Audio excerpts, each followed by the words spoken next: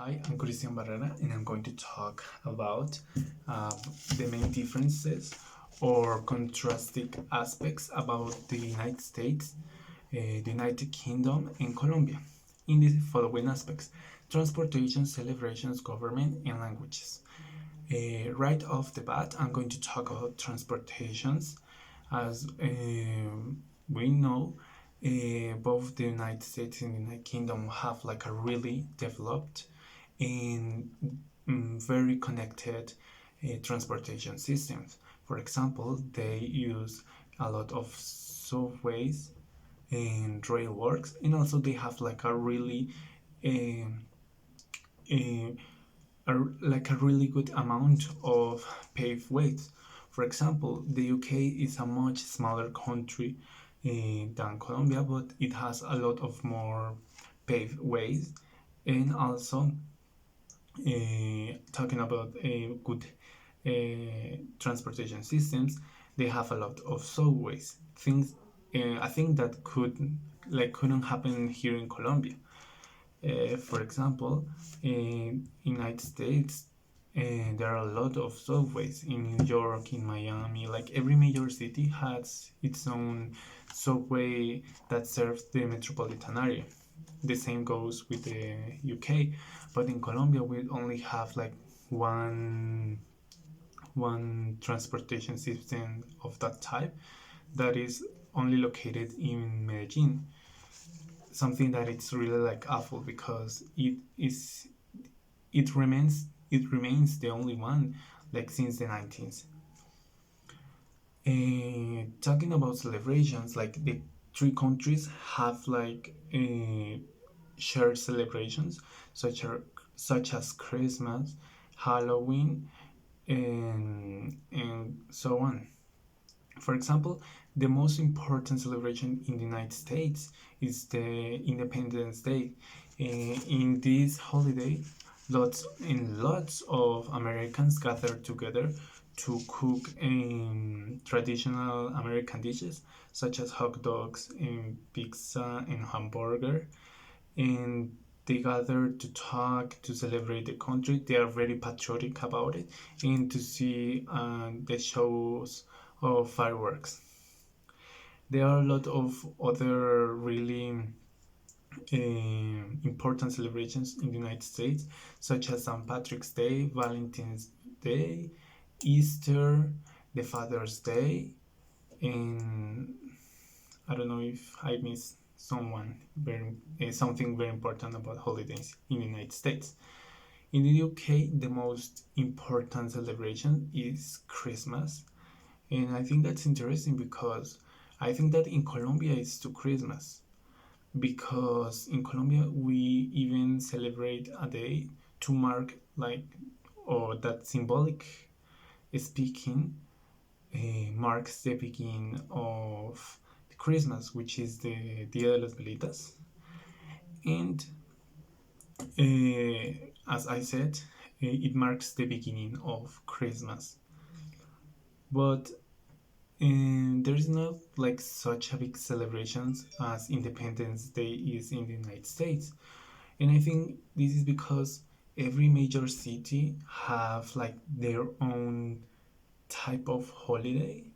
For example, in Barranquilla, the most important holidays are the Carnival of Barranquilla Days. For example, in Cali is the Feria Cali, and Manizales has its own fair. In Pasto, it's the Carnival of Blancos y Negros. So I think that all of that it's root like by regionalism, and yeah. Talking about government, the three countries have like really different type of government. For example, the United Kingdom it's ruled by a queen.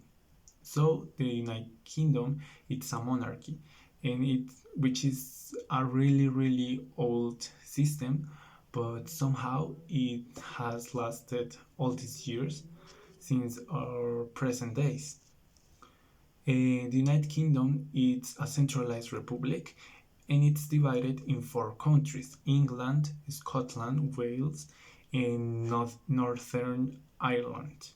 Also, the UK has a lot of territories, like territories, a lot of overseas territories, such as Turks and Caicos, Anguille, Bermudas in the Caribbean, also the Falkland Islands, and so on and so on. Like like they have like territories in every continent.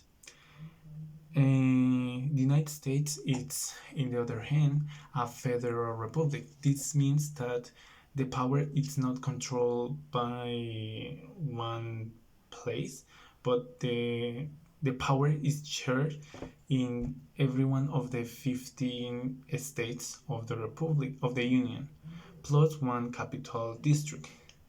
For example, as I said, there are 50 states in the United States. Um, for example, California can control aspects about their education, their transportation systems, their healthcare system differently that, for example, Alabama does. So that's the kind of power that being a federal republic gives to every part of the republic. Uh, something that is very different from the system that we use here in Colombia. We are a centralized republic as the same as the United Kingdom, but we are not divided in countries. We are divided in 32 departments in one district capital. But every decisions of even the most distanced places are being taken from Bogota. For example, the decisions of San Andres are taken in Bogota. The decisions of Nariño are taken in Bogota.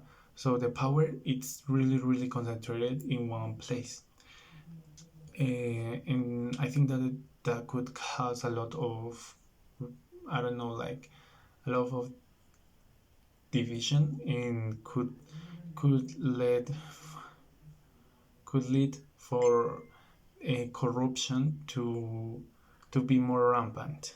And finally, I'm going to talk about languages.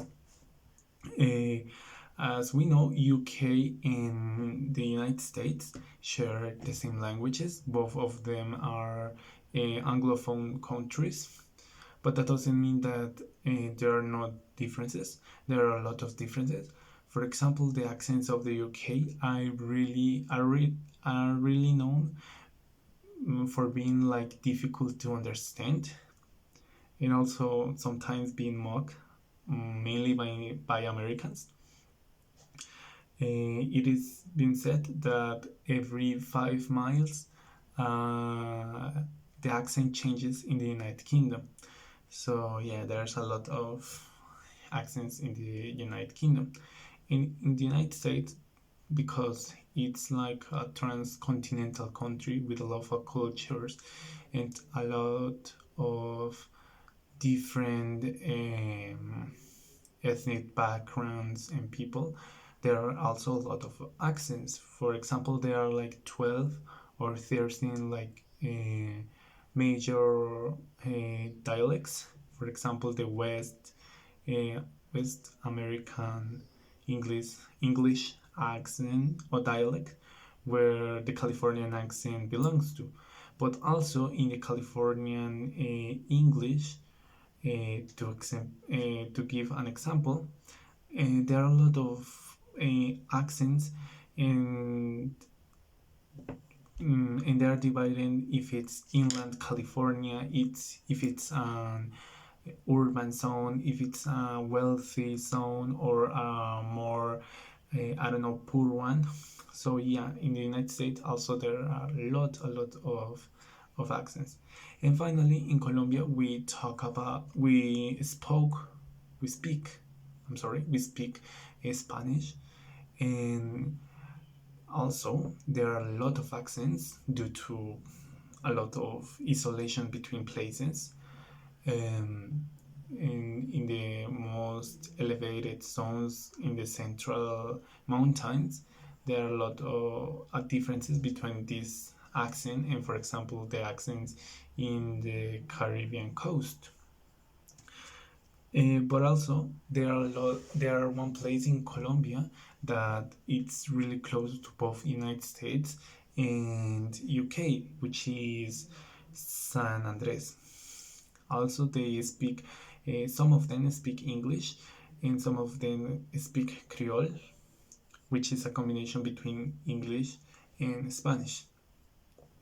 And there are a lot like of Anglophone culture, and in some aspects we could say that San Andres is more closer to the English speaking Caribbean, and but that means to the United States and UK that it is closer to Colombia, to continental Colombia.